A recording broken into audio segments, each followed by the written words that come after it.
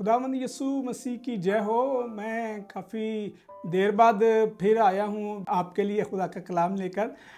इससे पहले मैंने 5-6 वीडियो मैंने की थी और उसमें बहुत सारे बहन भाइयों ने खुदा के कलाम को सुना और अच्छा रिस्पांस आपकी तरफ से मुझे मिला है। अब भी मैं उम्मीद करता हूँ कि आप बरकत पाएंगे और तवज्जो देंगे खुदा के कलाम पे। तो आज फिर मैं चंद वर्सेस को आपके सामने पेश करूंगा और उम्मीद है कि हम इससे बरकत भी पाएंगे, तसल्ली भी पाएंगे और हमारे लिए नई बातें भी होंगी खुदावंद के कलाम में से। कई दफ़ा हम खुदा के कलाम को पढ़ते हैं लेकिन हमें समझ नहीं आती, और ये बात रसूलों ने भी खुदावंद यीशु मसीह से कही कि हमें समझा इन बातों को। तो यीशु मसीह ने कहा, क्या तुम अब तक बेसमझ ही हो? तो ये ज़रूरी नहीं कि हमें सारी बातें समझ आ जाए। तो हम तवज्जो करते हैं। आज का जो मेरा सब्जेक्ट है वो है खौफ ना कर। तो अब खौफ ना करने में जो बात हम देखते हैं वो मकाशवा की किताब पहले बाब की 17वीं-18वीं आयत में है कि मैं अव्वल व आखिर हूँ, इब्तिदा और इंतहा हूँ। ठीक है जी।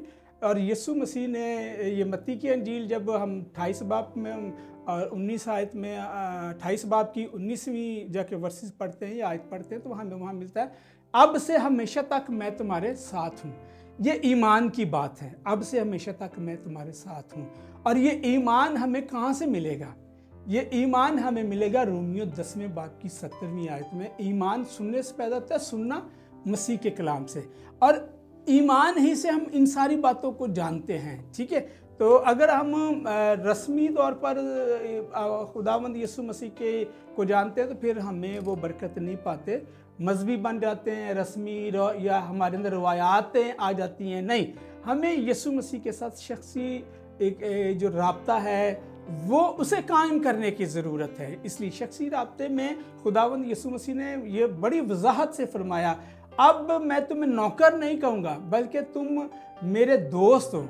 और दोस्त होने के नाते यूहन्ना की अंजील में पहले बाब की 12वीं-13वीं आयत में लिखा है कि जितनों ने उसे कबूल किया उसने उन्हें खुदा के फर्जंद बनने का हक दिया। तो हम खुदा बाप के फर्जंद हैं यीशु मसीह के वसीला से। इसलिए मैं चंद एक दो बातें आपके सामने रखता हूँ, क्योंकि ये बात इब्रानियों में लिखी हुई है उसके 12वें बाब में कि ईमान के बानी और कामिल करने वाले यीशु को तकते रहें। हमें किसको तकते रहना है? अपने ईमान में मजबूत होने के लिए। हमारा जो ईमान का बानी है वो मज़हब का बानी नहीं है। ये बात बड़ी क्लियर है। कई दफ़ा मज़हब के बानी की पूजा करते हैं। नहीं नहीं नहीं, हम ईमान के बानी खुदावंद यीशु मसीह को तकते रहें ताकि हम कामलियत की तरफ तकेंगे तो हम कामलियत की तरफ होंगे। और फिर हमें यही बात इब्रानियों में मिलती है, हमारा सरदार कायन ऐसा नहीं है जो हमारी कमज़ोरियों में हमारा हमदर्द ना हो सके। हमारा सरदार कायन हमारी तरह आजमाइशों में भी पड़ा, दुखों में भी पड़ा, और हम इसलिए यानी सारी बातों में हमारी तरह आजमाया गया।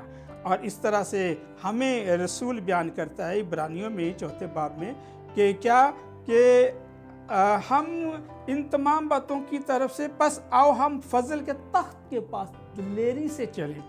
हमें दिलेरी है और ताकि हम पर रहम हो और वो फजल हासिल करें जो ज़रूरत के वक़्त हमारी मदद करे।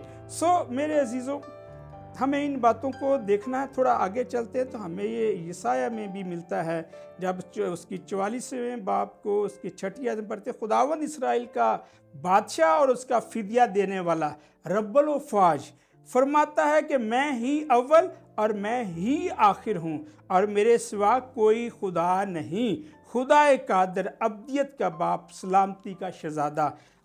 ये बाइबल मुकद्दस में यसाया में 9 बाब में ये बात आई है। और फिर हबकूक में भी आए, खुदावंद मेरे खुदा ऐ मेरे कदूस, क्या तू अज़ल से नहीं है?